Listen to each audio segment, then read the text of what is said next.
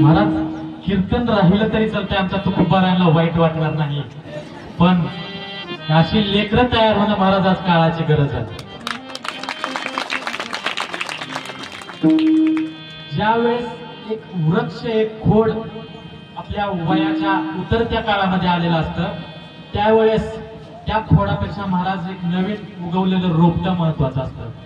आपण सर्वांनी खरंच अगदी उत्कृष्टरित्या अगदी चांगल्यारित्या आजवर हा परमार्थ हा संप्रदाय इथवर आणून आमच्या खांद्यावरती दिलेला आहे.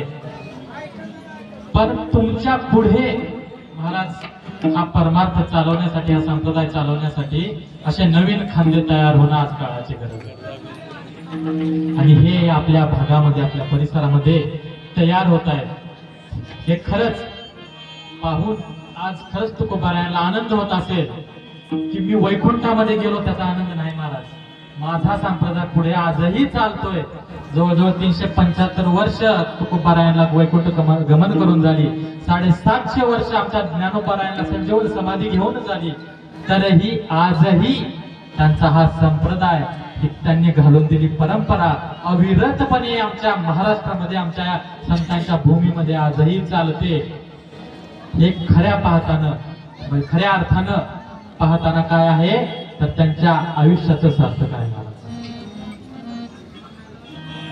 आणि ज्यावेळेस रामेश्वर भक्त